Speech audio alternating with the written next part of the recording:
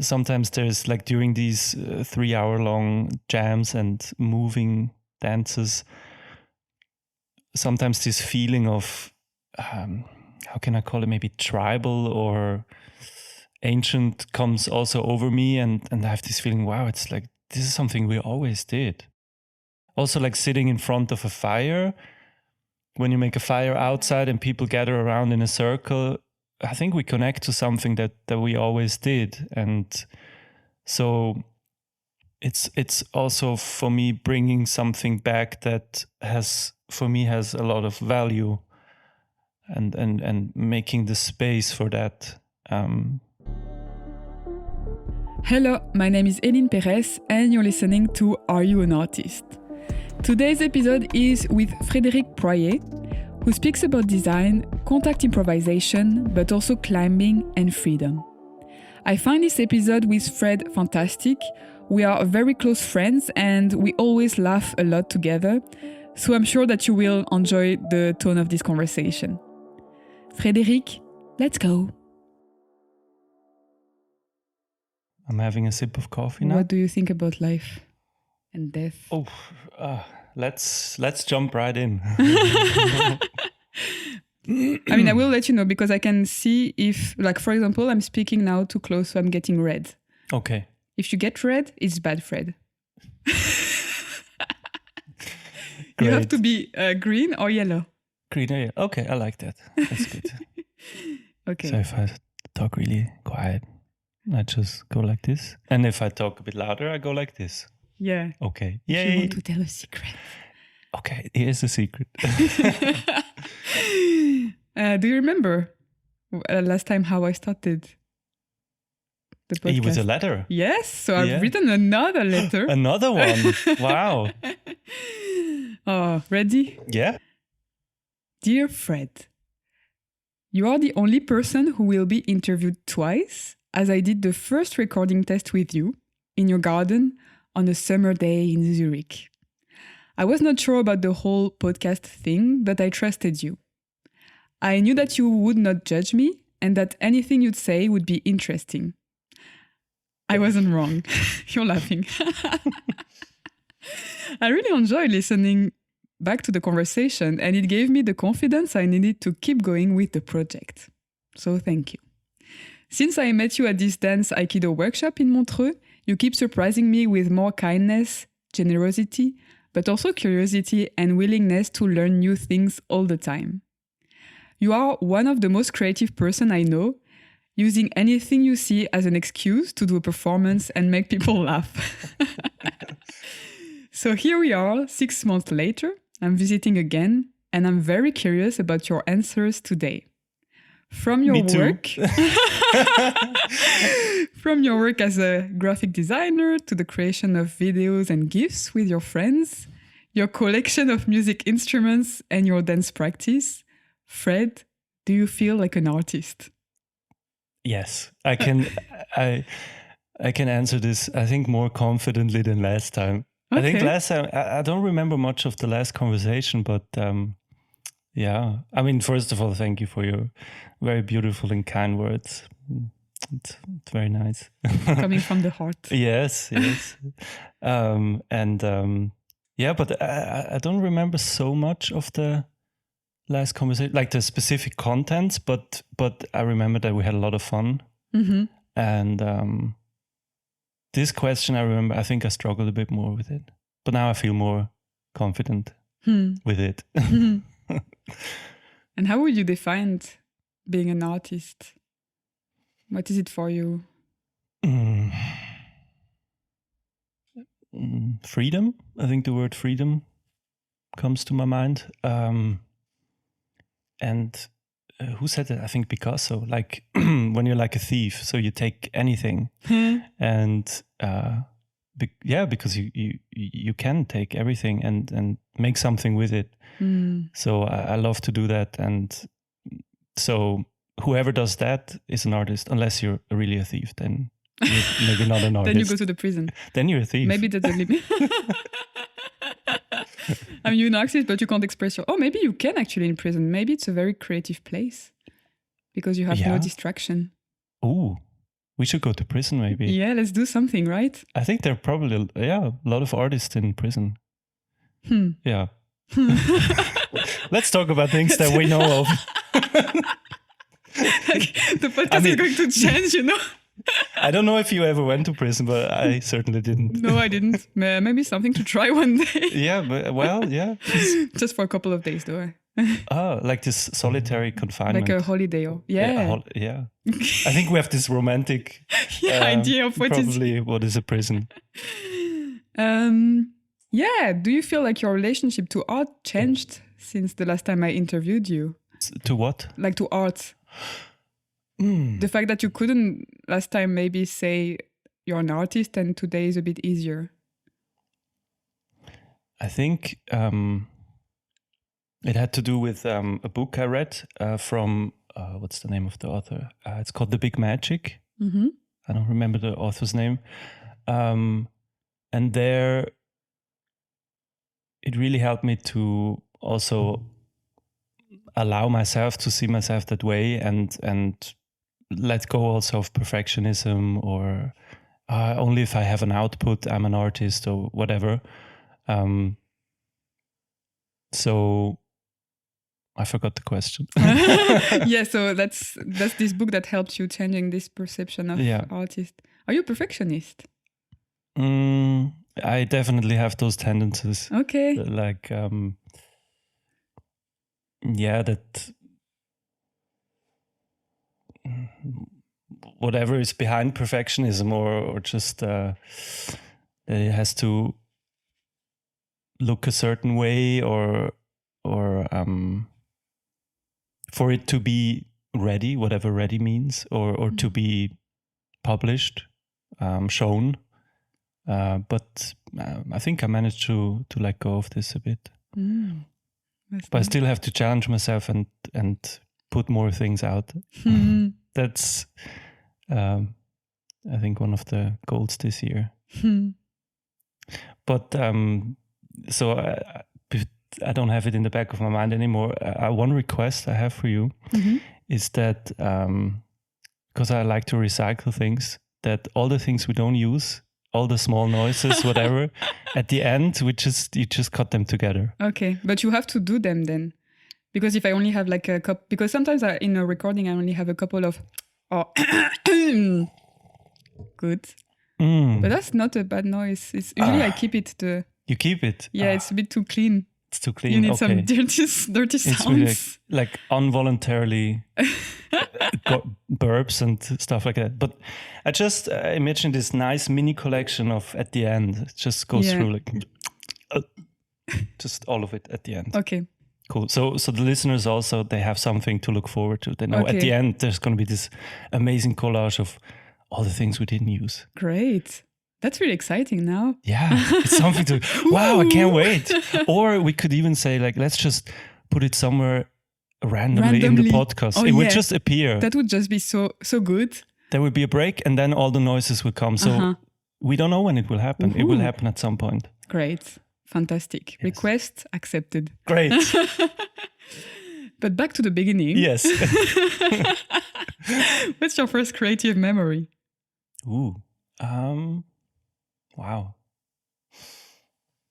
Somehow takes me right back to childhood. Creative memory. First one. Well, a couple of things come to mind. One was that I would go regularly with my father to holiday in Italy, to this, was a Club Mediterranee. So it's like club holidays where you have all inclusive, and there was a theater and there was a performance every night, and it was just like random stuff, like sketches or people singing.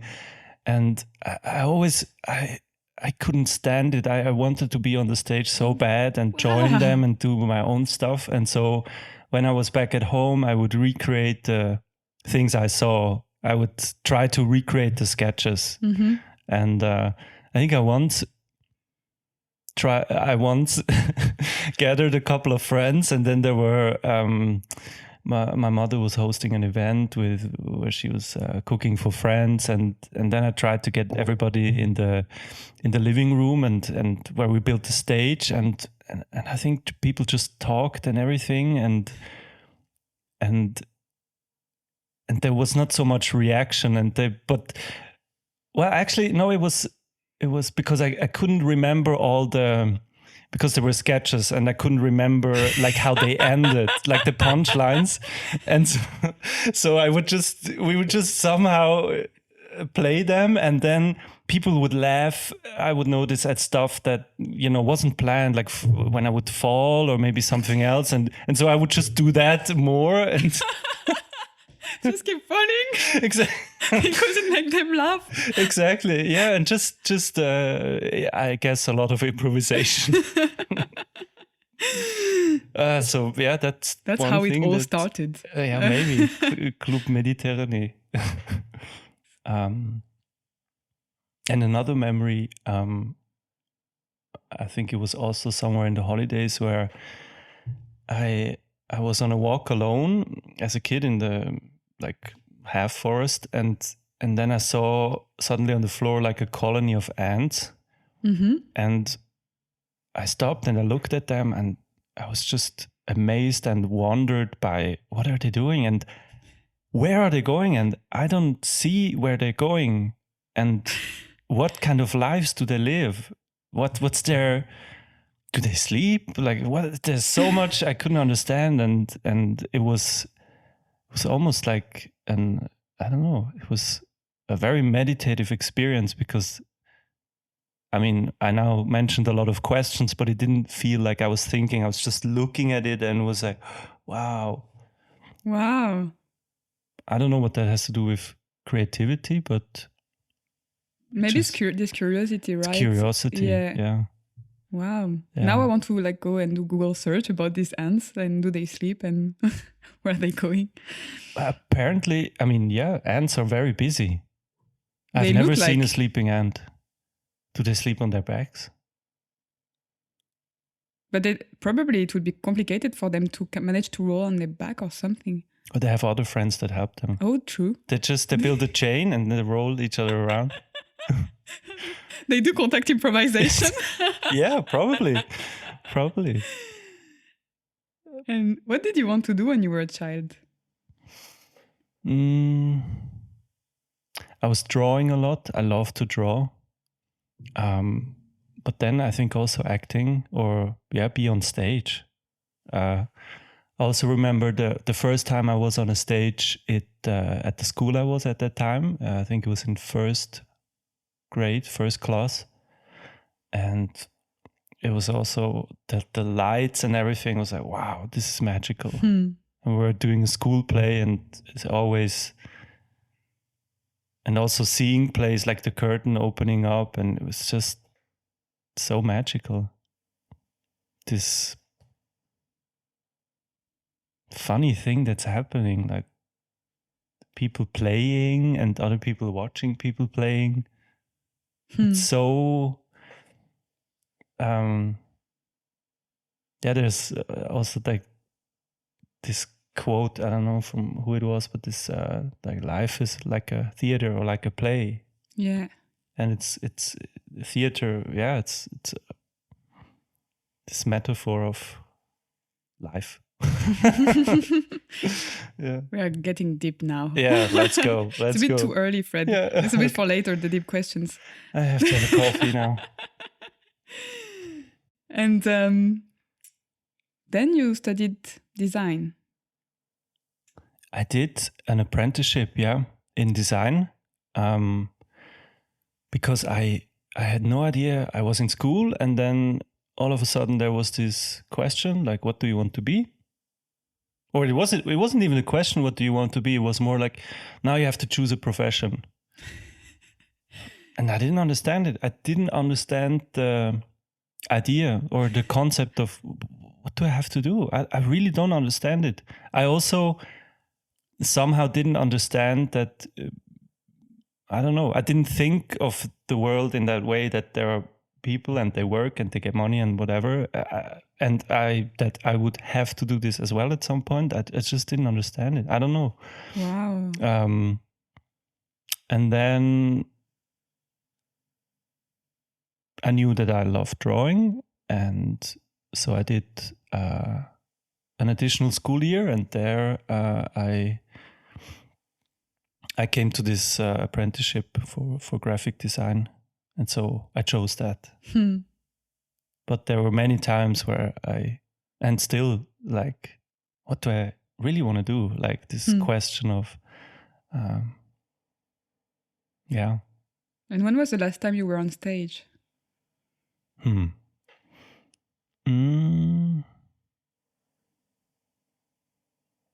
don't remember. Must have been a while ago. I don't remember. Long time ago. Yeah. Yeah.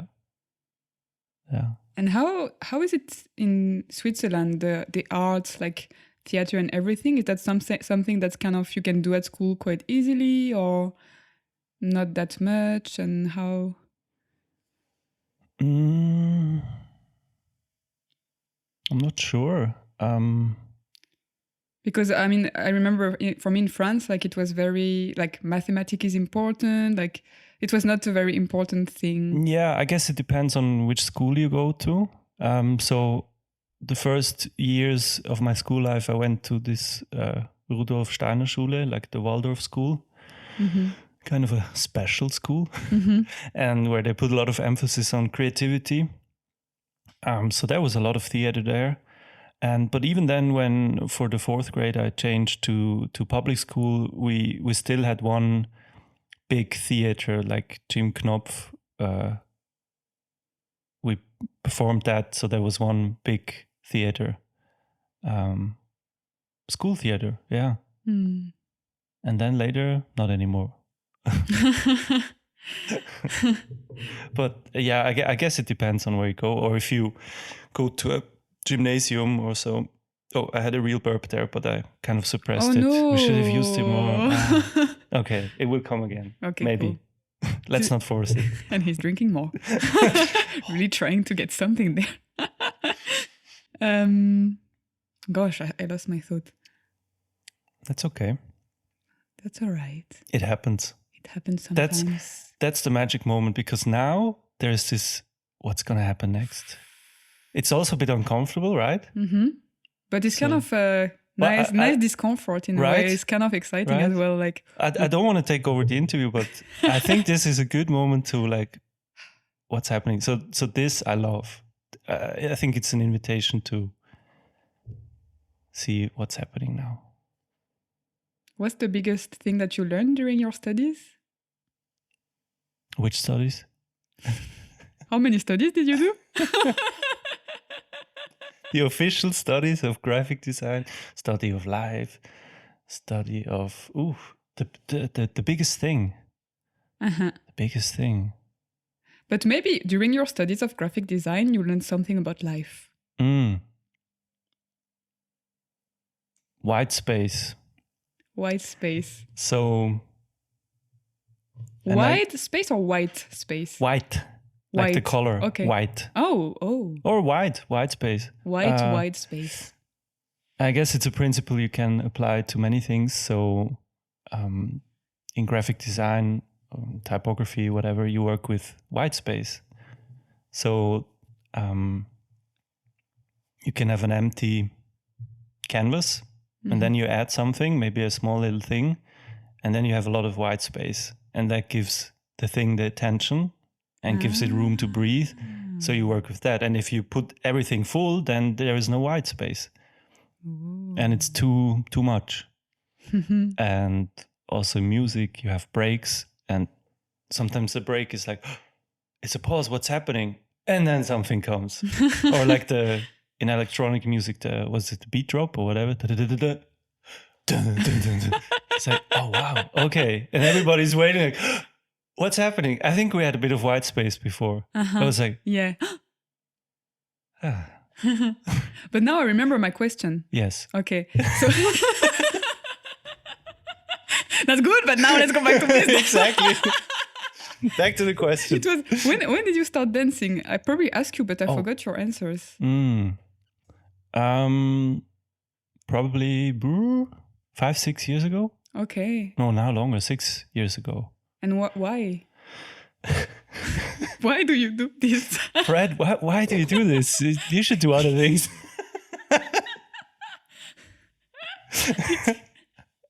Why? Why dance? You could pick something else. I mean, you could be a mathematician. Why are you dancing?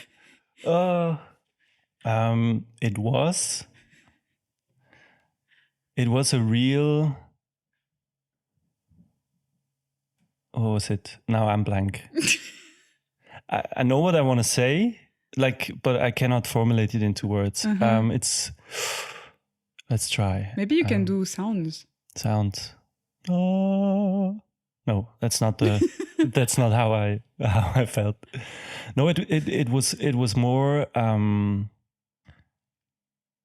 like I heard about this thing, this contact improvisation or just improvisational dance. Mm-hmm.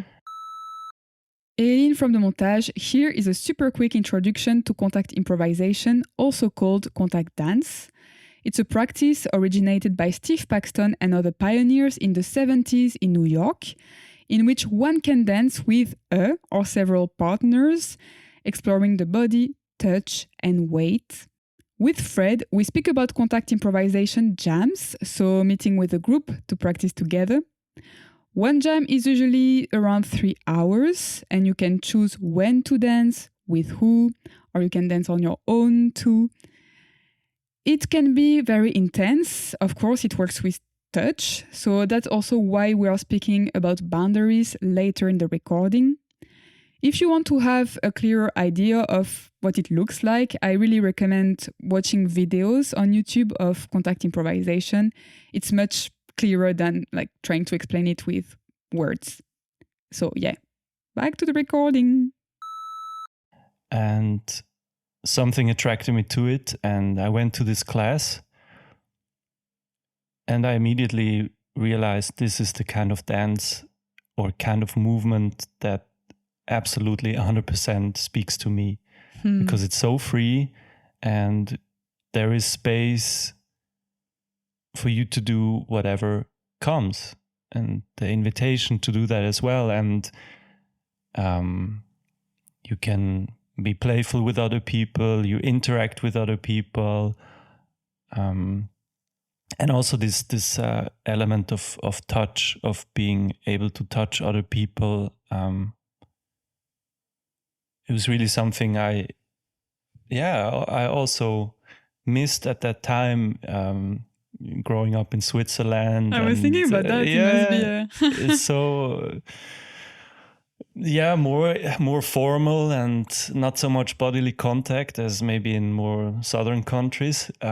So I really also enjoyed that so much, but just the freedom and to be silly and to express and fall around and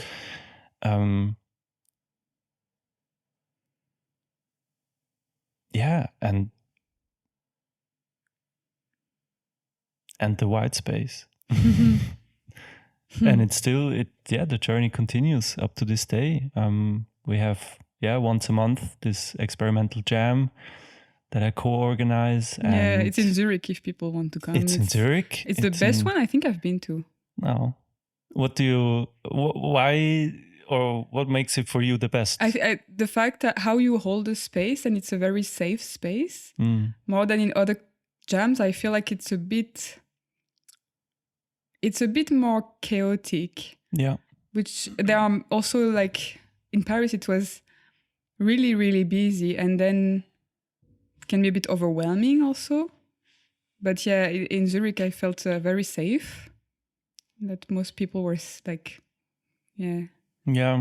especially when because you're so vulnerable. You want to be able to let go, really, and in those spaces, and so much plays into it, especially with intimacy, sexuality, everything, boundaries. Yes, and boundaries. It's so important to each time when we do it in the opening circle, also to remind ourselves and everybody who's new, and yes, just and to that is something also that you were saying at the opening circle, like also don't like if someone leaves you, don't be too affected to it. Like, you know, when you get in touch with someone and then it's also for me it felt like I was more able to leave someone rejection, in a way. yeah. And in Paris it was really, I was telling you, I was dancing with this guy and I was trying to kind of go out of the dance and dance with another woman maybe.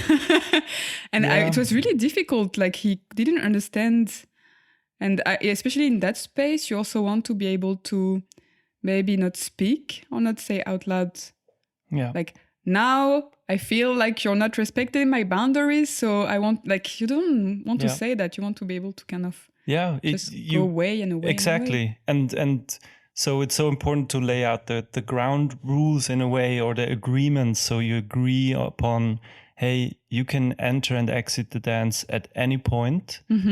And it's not to be taken personally. Yeah. And it's on the opposite, it's an invitation for you if you feel either you feel uncomfortable exiting, or you feel uncomfortable or you maybe feel rejected when a person leaves you. So that's exactly the invitation to look at that. And so there's so much happening, so many invitations, and it's wow, it's very rich. It's so rich. And I feel like because you had this kind of constant thing and everything, it was making it super rich, like very, so well done. Well, thank you. Well, yeah, it's all of us together sharing the vision. It's nice. And wanting to make the space also that way, in a certain way. So, yeah, that's been one of the constant things I have been following in the pursuing in the last years, the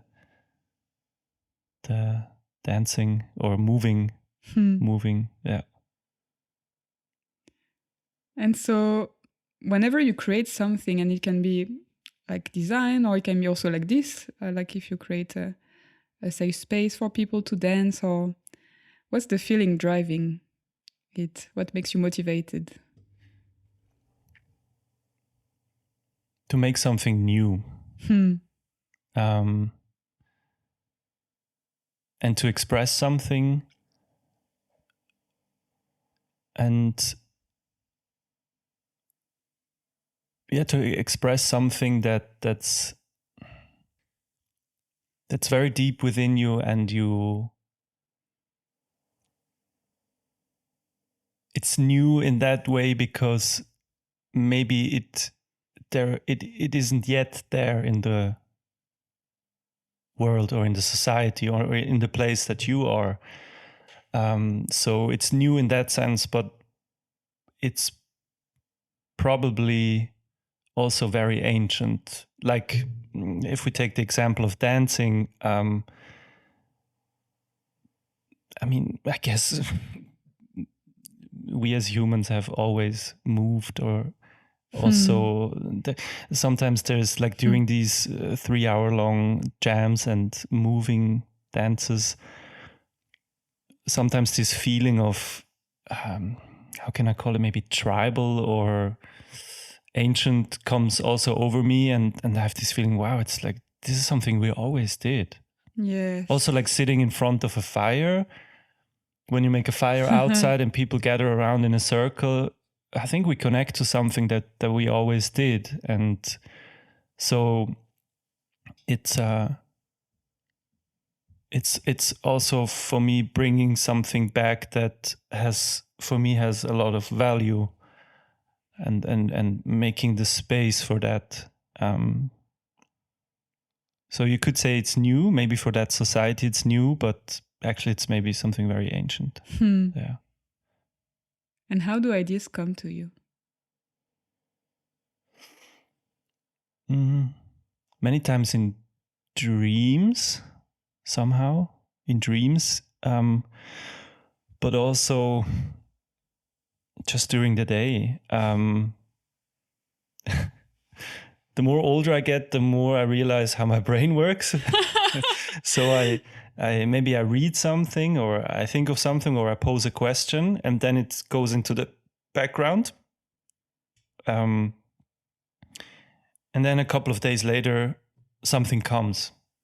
Or even when I have a conversation, and I maybe didn't say the things that I wanted to say, and then a couple of days later, I revisit the conversation, and I was like, oh, that's what I have wanted to say. The answer comes somehow. It comes a bit delayed. Sometimes it comes immediately, but oftentimes it comes there. It's working in the background, and then it comes. And you're like, wow. Yeah. But yeah, dreams. I oftentimes hear music in my dreams. Oh. I hear songs that are That new. never happened to me. Mm. I'm a bit jealous. It's like you can hear it in your dream and then you remember it. I sometimes remember it. Sometimes I take my phone and I try to sing the melody. Oh, wow. I can't read really chords or all the theoretical background. I don't have so much at this moment. But I try to sometimes translate it.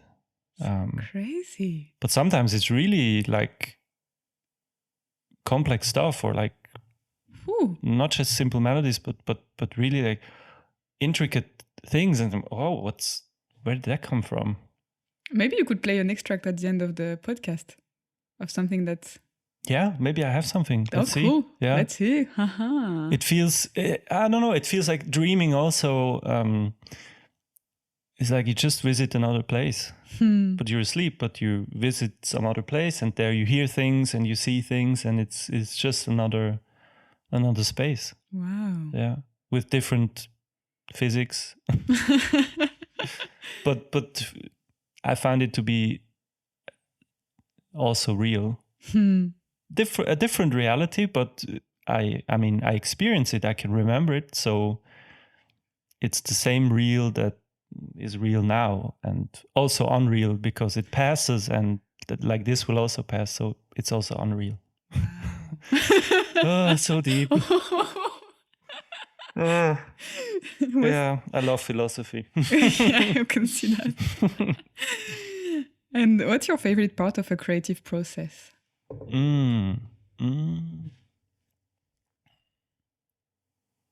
Oh, that's hard. But the first thing that popped in was, how can I describe it? When you have gathered the material and you are working with the material.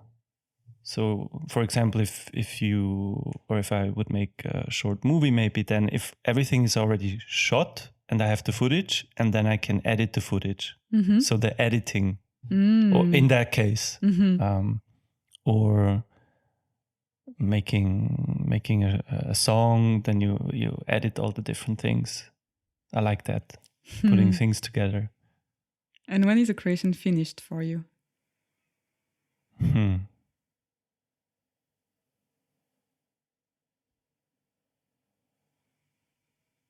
I don't know. I have answers that come into my mind, but I think there are more things that I read somewhere, and I still have to find that out for myself. I can say things that I read and I somehow liked. So, for example, that everything is like a photograph, or like a yeah, I see, like just capturing the moment. Yes, it's a snapshot of that moment. Like this podcast. And yes, and so you can let go of that also at some point. So it doesn't need to be perfect or whatever that means, but it's a moment in time. So in a way, it's also never finished because it's always a snapshot or a moment in time, or a current version of whatever you're doing. Do you know? I think Kirsty Simpson, who we both very much like. Yes. Hello, Kirsty. Yes. I can't remember if she said that at Montreux or another workshop. She was saying how, or just like personally to me, like she had this thing of like every performance was just a continuation than the previous one. Yes. And then there was much less pressure on the performance to be like good in a way. Yeah. Because like you just keep growing, and then it's like a lifelong performance in a way. And I really like this idea. It's organic. Yeah. It's also not this thing of like, oh, that's it, that's it, and then you It's can put it in a fixed. museum and it's fixed and it's Yeah. done and then it's dead. Yeah. And I think this really helped. Like, I think when you're perfectionist, it really helps to let go Yeah, when you Yeah. have this, or like this photograph image also. yeah. Click. Click. And what do you like? Do we leave the click in or do we put it at the end? But the thing is, now I want to really leave. Usually, I try to keep as many sounds as possible. So it's more like the kind Yeah. of really disturbing stuff. Yeah. And I think you haven't done many or not yet. Okay, note to myself, do more disturbing stuff. Yes. Yeah, kind Then of. we have a bag of But you need to do then. crisps if you're in the UK, or chips if you're in America, right? So it's. I Crisps. learned it when Crisps in the UK. crisps, right? Yeah. So and maybe chips. Chips. It's in French. You Chip. say chips. Ships. But Aren't I those don't the know things also- you go to discover other countries? The what? Ships. Chips. What? Chips. Okay. It's joke time, everyone. This probably I will cut and put at the middle. Oh, I think you were saying this. I will probably cut and take out completely. I wouldn't be mad with you. But I think even the bad jokes you should make. Yeah, I mean, I really like the bad jokes. But sometimes when it comes from me, I'm a bit like, oh. I prefer when it comes from the guest. And, it makes me laugh because I'm like, okay. Otherwise, it's just me laughing at myself and it feels a bit egocentric. It's okay. Okay, cool. I give you the permission? If you do bad jokes and I don't laugh, I still want you to do it. Maybe I can record you laughing. Oh yeah, exactly. Okay, let's do a laughing recording and you just play it after every bad joke. Laughing recording. Okay. Oh, that was good. That was a good joke. So, what do you like the most in your work? In which kind of work? Your work. Work. The work that gives money to pay for the rent. Work. What I like most there.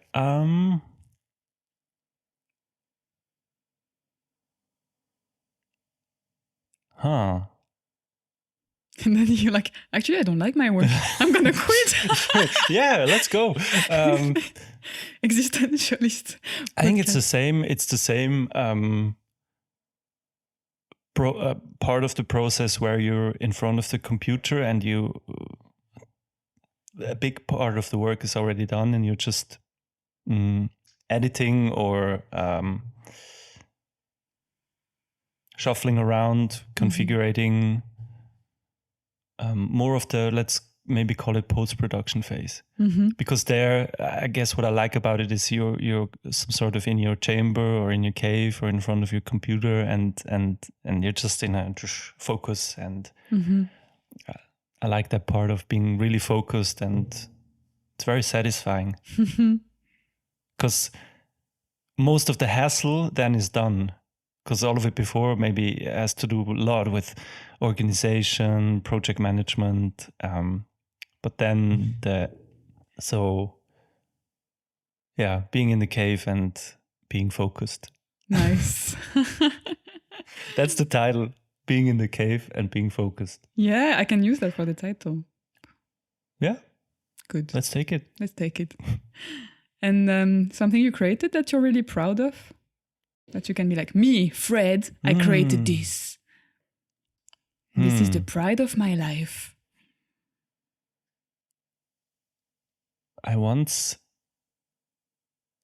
helped with a movie project. I was a cameraman and we did the post-production also all together.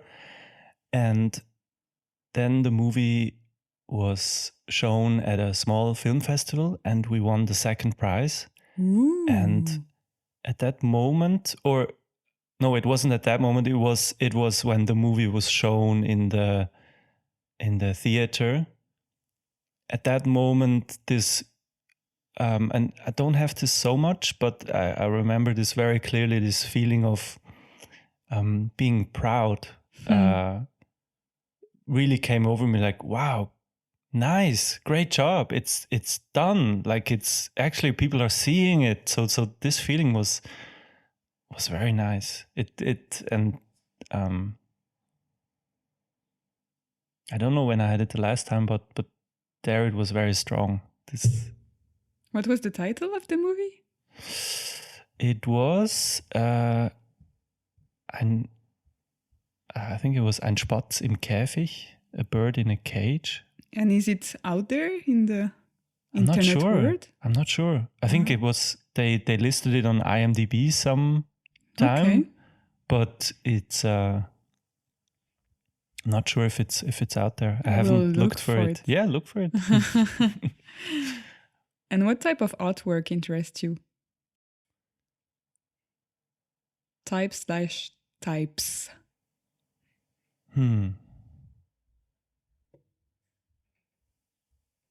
I don't know. I don't think I have a strict preference. Life. Maybe, yeah. No, it's more the quality, or if it's done with love and you can feel that the person is clearly expressing something that is important to them, or that comes from a place that's maybe unique or individual. I resonate with that. If it's authentic, authentic art. And as a human being, what is your strength?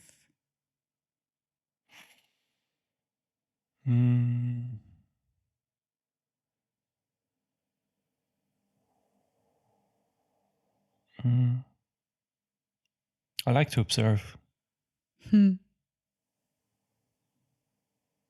Yeah. Sweet. What would you like to be better at?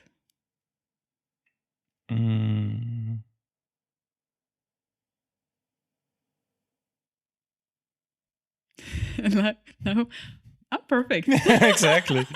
I'm good the way I am. Better.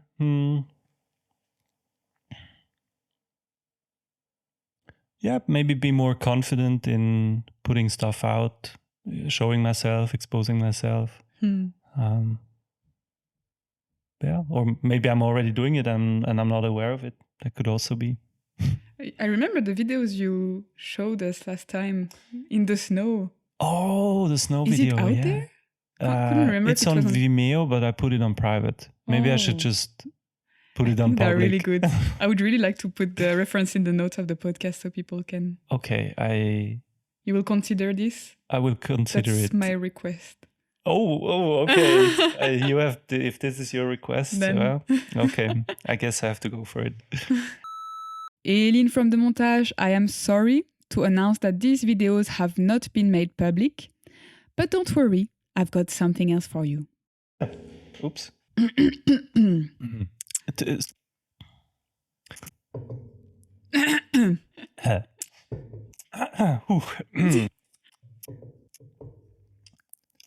Yeah. Oops. So,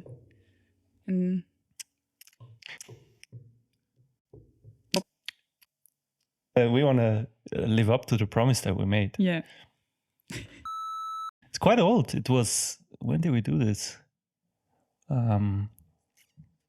Quite a few years back. We just took the camera, went into the woods. It was all snowy, and it's just improvisation. Why do I say just? It's improvisation. Yeah, you're really attracted to improvisation. Oh, I love it. I love it. Maybe it's part of laziness, but it's all. No, it's also this. I love responding to the moment, to the environment, and then seeing what happens. This feeling of what's happening next, or anything can happen. And there again, there is the freedom, and that's why I was also attracted to this type of movement and dance, because I tried salsa and other things that are choreographed, Okay. and I like the joy of it, the live joy and the live joy in the music. But I couldn't remember the steps. Oh, I have the same problem. And as a professional dancer, it was really problematic. I don't know why. And I can remember them if I really practice and maybe like in 3 days. But when you audition, it's just on the day. And it's very freeing then to do improvisation. Yeah, I think it's just at the end of the day, it's probably a type thing. Some people they really need structure, and they Yes. flower when they have a structure that they can rely on, and I really I can emphasize emphasize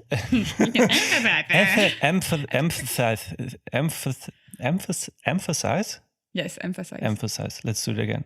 I can really emphasize with that. Can you, darling?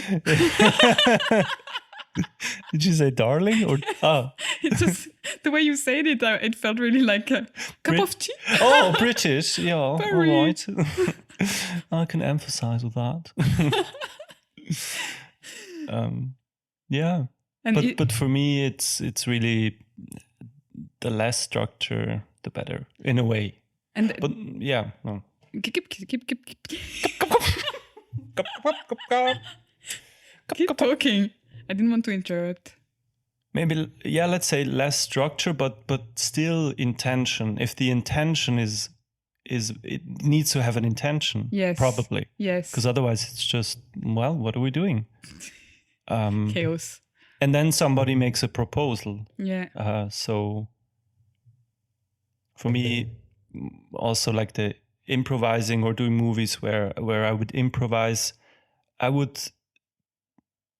there is already not a clear idea, but a feeling, like what, where are we going to? Kind of a skeleton, right? Exactly. It's like I have my questions and we can really play with them and we don't have to. Yeah. But there is something. Yeah. Out it's there. Not nothing. Yeah. There is something is there. Something. Something. But is it also, because you really like also to do climbing and things like that, is it the same freedom feeling? Yes, because there, I mean, you can climb in a hall where there are walls, special walls, exactly, that have and if already... you fall, you don't die. You're on a rope. Yeah, hopefully on the other thing, you're also on a rope. Okay. So you can climb in a hall where there are the roots are in a way pre-made, and you have what's the word? The griffe, the things for the hands. Yeah, where you hold yourself, and they're already pre-mounted and everything. And if you climb outside, obviously there's the stone wall, and there's also a route with the hooks and everything. But how you climb the route, that's up to you. And I love the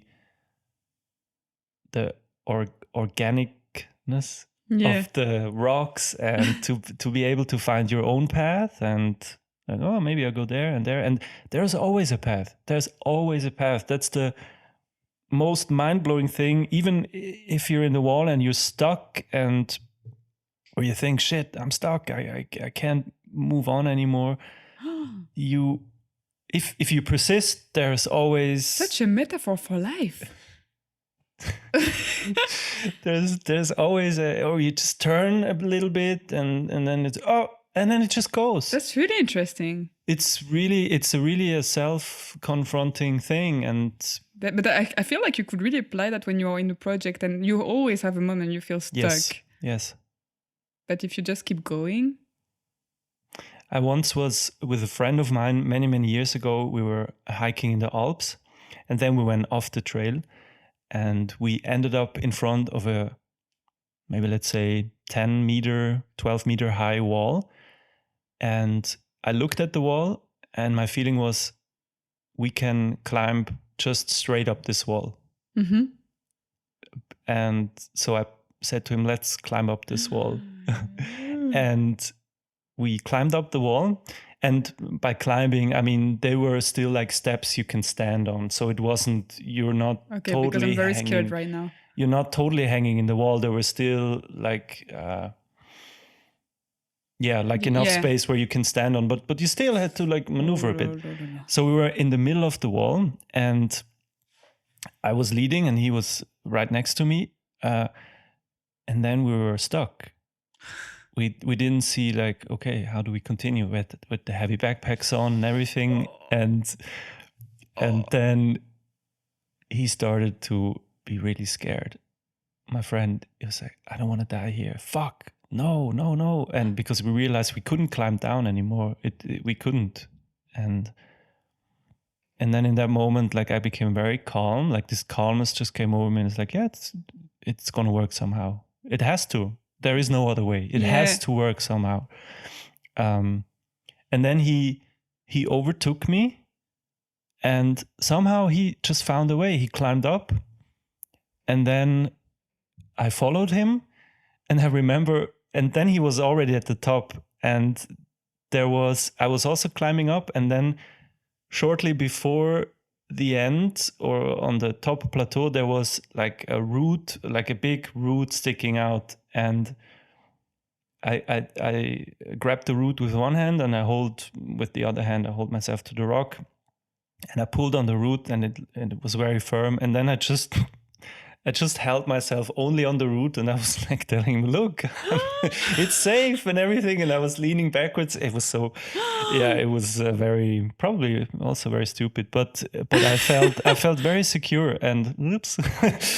And he was looking at me, what are you doing? And I'm like, no, everything's fine. And then I climbed up, and we... that's good that you're alive telling me this story, so I can kind of be like, okay, that's fine. We laughed about it and everything, but it was for him, he told me also many times, it was like this, for him was also like a near-death experience. Mm-hmm. But it was beautiful. It was very beautiful. And it reminded me, do you know this movie of, or this free climber, this Alex Honnold, Free Solo is the movie? Maybe I heard his name, but I can't remember at all. So he climbed for 3 hours this famous rock, El Capitano. Okay. And he just does it without any ropes. He prepares for years. Uh-huh.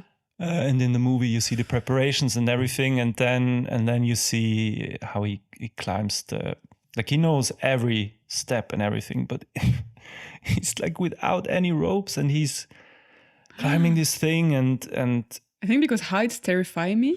I'm really scared of heights. So just thinking about it, I'm like sweating. Yeah, me too. I have sweaty palms. But he was saying something also about like, because they were asking, why are you doing this? And there is this, I don't remember exactly how he says it, but like this, it's because you have to get it right. It's this 100% thing of, and that's for him the thrill of it. Yeah. And I can absolutely relate to that. Yeah. I can absolutely relate to it. And there's also the 100% trust that you have to have in that moment that it will... And it's really trust in yourself in a way.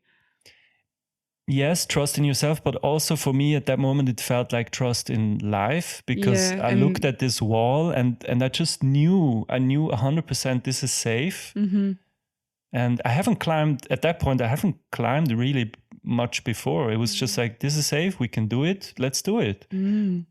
Also, like, of course, a bit in this adventurous mode, and let's go off the beaten path and just try out things. I don't know. I don't want to sound stupid. It can go wrong, and there are also people who have accidents that way. And I don't want to encourage anybody doing stupid things. Don't do what Fred does. Don't do what I did. This is exactly the podcast episode to show what one shouldn't do in life. Exactly. So, but if I have kids at some point, I would also want to encourage them at some way, like to explore and to try out things. And so if they maybe climb a tree, of course I will be there and see. Yeah, I don't know. This is... Yeah, it's a balance, right? I say it now, and then probably when I'm a father, I'm just too scared and everything. And yeah. but no, probably at the end of the day, it's when you try out those things, you also get confidence. But do it with a rope, please. Yeah, please. Rope. So, next question, Fred, what scares you? Wow, that's a good transition. I'm a very good interviewer. Aren't I? I'm an I. I'm an I. Yes, I'm an I. I'm an I. It scares me. So I'm not so afraid of heights anymore. I was a bit. You were? Okay. I was a bit, not like crazy that I would be dizzy or stuff like that. But Okay. of course, like any sensible human, you're afraid of falling. Mm-hmm. But climbing is a really nice way of confronting that fear of falling. And or doing a workshop with Bruno Caverna. Exactly. I was thinking about that too. Yes. Go to Bruno Caverna's workshop. Explore the fear of falling. I guess I'm afraid of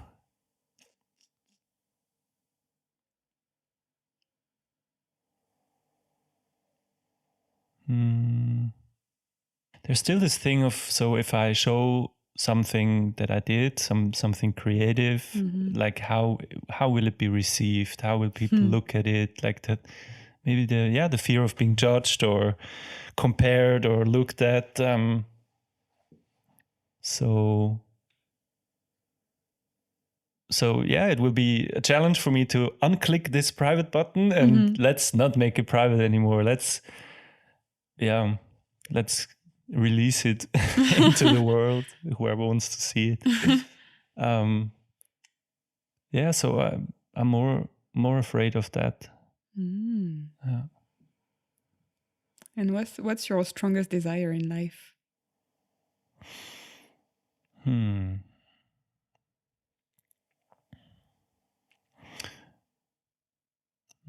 Going back to this feeling of bringing something into the world that has value for yourself.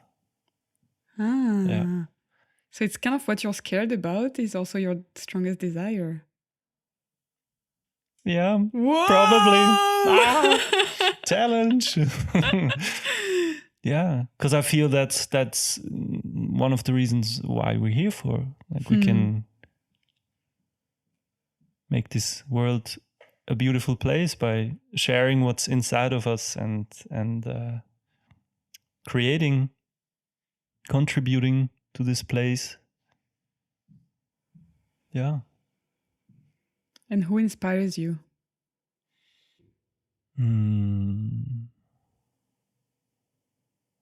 Authentic people like you, like all of the people that we mentioned so far on this podcast. Yeah. Authenticity, I would say. Yeah. And who annoys you?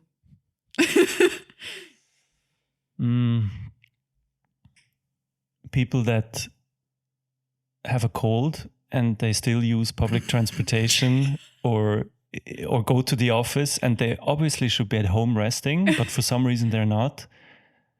And I was also yesterday, I was in the train and there was a lady with a red nose and she was just sneezing the whole time and blowing her nose. I was just thinking, what are you doing here? Go home, rest. It's okay. I almost went over to her like, you can rest. I give you the permission to rest. But yeah. And if you were an animal, what would you be?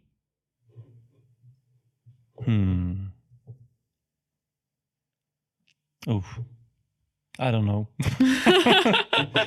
I don't know. A climbing animal, probably. I love water. I love rocks. I love fire. I love... Oh, hard to decide. Oh, I said an animal? An animal, yeah. But you like elements. Lemons. Lemons. Which fruit do you want to be? Elephants. No, elements, you know, like elements. Air, fire, water. Elements. But no, what's your favorite more, fruit? Maybe that's a better I was thinking more of like, if I would be an animal, which element? But fire, apart from dragon? Which animals are connected to fire? Yeah, dragon. No, because I love water. So okay, let's focus on water. Maybe a dolphin or a fish. But I also like to fly, a bird. Hard to decide. I don't know. I don't know. What's your favorite color? Oh, can I guess? Mm-hmm. Orange Orange is nice. Let's take orange. or green? No. Okay. I always confuse orange and green. I want to say green and then I say orange. What? And now probably I wanted to say orange, but I say green. So I always confuse them. I don't know. Wow. This is the only defect I know so far in my brain. That is orange and green. Orange and green Okay. are switched somehow. Mm. But if I look at an orange, it's not green. It's really orange. orange? So it works. That's good then. The visual works, but the word in the brain is somehow switched. Did you have problem doing graphic design with that?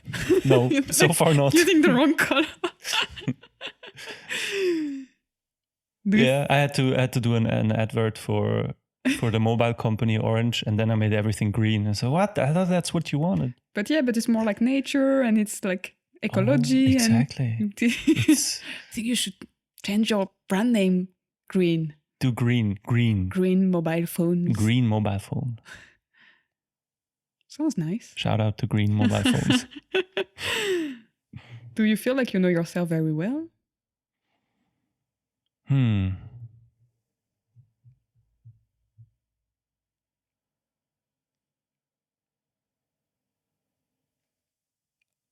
At this moment, I feel I know myself enough that I feel comfortable.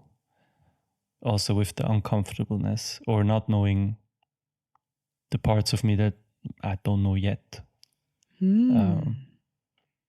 That's a good place to be. Yeah. For now, yeah. And if you could meet your 15 years old self and say something? 15-year-old? Yeah, so your 15 years old Fred and the older Fred can come and say something or not say something. I would probably say something. I don't want to leave him with just me standing there and he's, who are you? I'm you. In the future. Don't be scared. I look like this later. Yeah, oh no. Yeah, I would probably say don't be scared. Everything's gonna be fine. Be yourself. At some point you'll be living in a big house. Exactly. In the countryside. I would probably comfort him. Give him comfort and you can do it. Like all the slogans, you can do it. Yeah, no, but really, I would encourage him. Yeah, encouragement.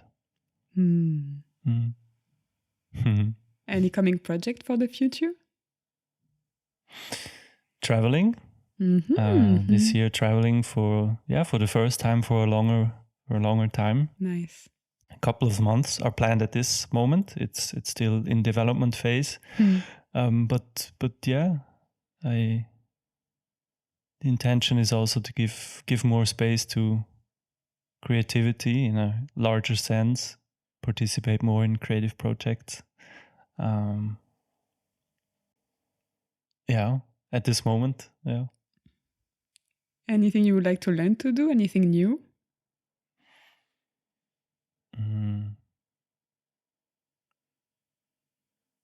How to make a nice table. To build it? Yeah. How to build a nice table. Wooden table? Yeah, wooden table. Nice. Oh yeah, wooden. It needs to be wooden. I love wood. Nice wood. A nice wooden table. So if you want to buy a wooden table, you can contact Fred. Yes. He's custom-made tables, very individual. And maybe that would be your new job. Table maker. Yeah. Who knows? À la table. La table. Maybe. Tafel. No? Tafel? No. How do you say it in Deutsch? Tisch. Tisch, okay. Tafel, I think Tafel is more a big, ancient Ritter der Tafelrunde. Oh. The knights of the table round. Tafelrunde. I don't know. The tables. Blah, blah, blah. Any last recommendation? Book, film, series, music? So book, The Big Magic by Elizabeth Gilbert. That's her name. It's about being big and magic. It's about big and magic and creative life, creative process, being an artist, everyone's an artist, everyone's creative. Encouragement. I need to read this for this podcast. Yes. I have it lying around somewhere. I'll give it to you. I will not have time to read it, but I will have time to write the name down. You will have time after this podcast to just open. Wait, let me get it. Let's just open a page and see what it says. Okay. So, where do I have it? I don't know if it's legal to read out a book on the podcast. So just one word. Okay. One word. This should be legal. That's a good point. I don't know if it's legal. Oh, there it is. This is going to be... Oh, it's a small book. Small book with very nice colors. Purple, yellow, blue. And oops. Bit of nice background sounds. Where's my foot? Oh, yeah. Where's my foot? Oh, no, I've lost it. I've lost my foot on the way. Okay, so just one word. So Fred is opening the book and really trying to open it randomly. Scan it through. Or I say it's top. Stop. And let's look. It says, because.